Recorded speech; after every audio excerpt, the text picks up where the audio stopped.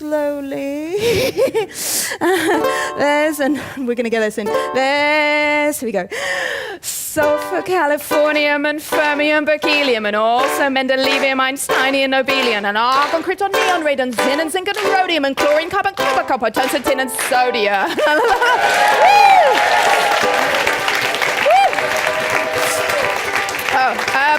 Whoa.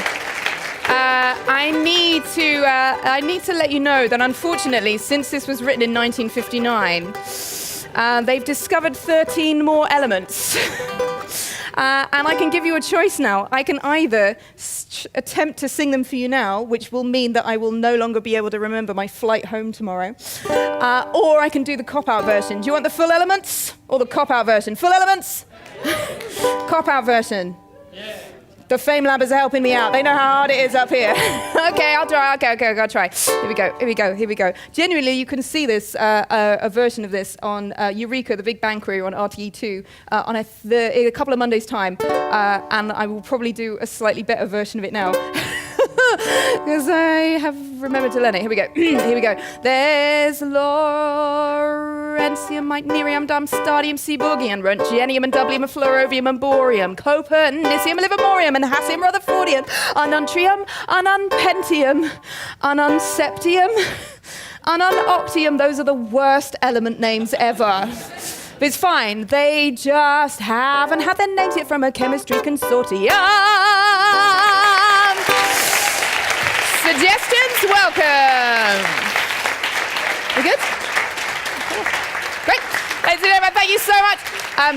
I had another song planned, but you will have to go to my YouTube page and watch them all instead, because I'm going to hand over to finally find out the winner of tonight's competition. It's been an absolute pleasure to come and be part of this. Congratulations, you are all absolute winners, and it's been a total pleasure. Thank you very much. I hope we'll be back soon. Well done. I was the Sada with ununpentium. Okay, how are we feeling, FameLabbers? The moment of time, moment of truth. We're going to welcome back our judges. Please give a round of applause for Professor Donald Leash from NUI Galway, Dr. Claire O'Connell, and Dr. Patricia Cullen.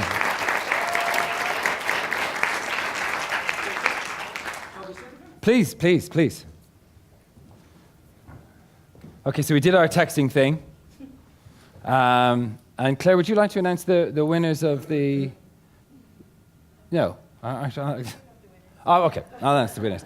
I wanted to give you the opportunity, should you want more time in the limelight, Claire. Okay.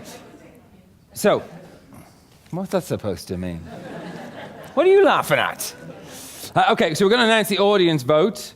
This is through our fantastic technological innovation. I think we did get actually most people voting in the end, so well done to everyone, even those who took half an hour to do it.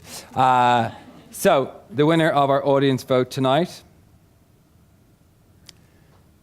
is Niamh Kavanagh.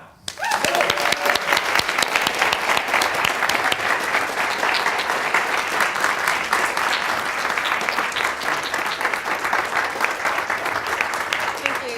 Well done. Thanks. Thanks very much. Happy birthday to my mum. Please do. Happy birthday, Mum.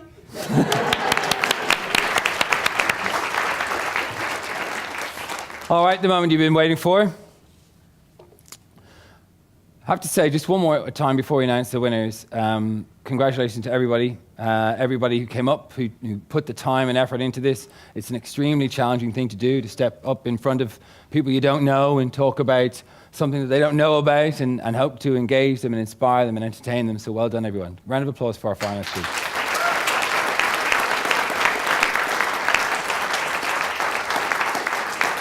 All right. In third place, this year's FameLab final 2016. Dara Finn!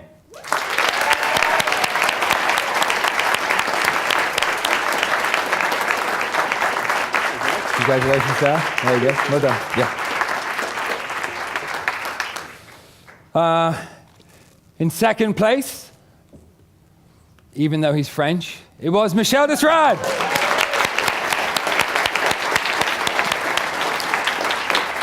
Congratulations, Michelle. Well done. Remind me you get the number of your tailor.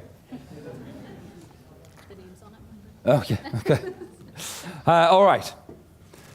To announce our final winner, the finalist of FameLab Ireland, the person who will go on to the Cheltenham Science Festival final, compete there, spend the week at Cheltenham Science Festival, and then compete against FameLab contestants from over 30 countries. It's a real honor and a really exciting week. I'll be there to follow the journey. You can hear it on Future Proof. Please put your hands together for this year's FameLab Ireland 2016 winner. It is Niamh Kavanagh. Congratulations. Thanks. Well done.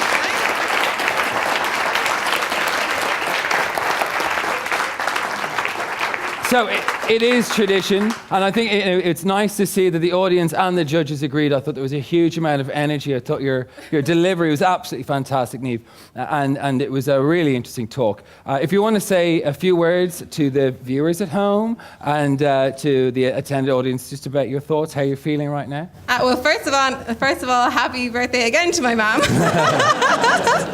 And thank you to Karen, who helped me so much, and thank you to the judges. And thank you to the audience. And thank you to everyone who came along this week that I bribed with biscuits to listen to my talk.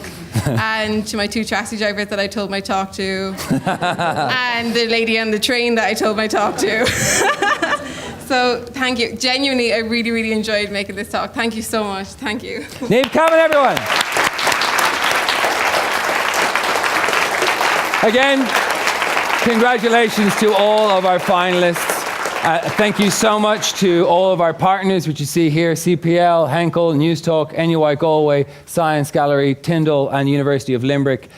This evening and FameLab was brought to you by the British Council in Ireland, and it's funded by Science Foundation Ireland. Thank you so much for your attendance here tonight. I hope you really enjoyed it. Let people know about the competition. We hope to see some of you up on stage here next year. Until then, have a great night. Thanks very much.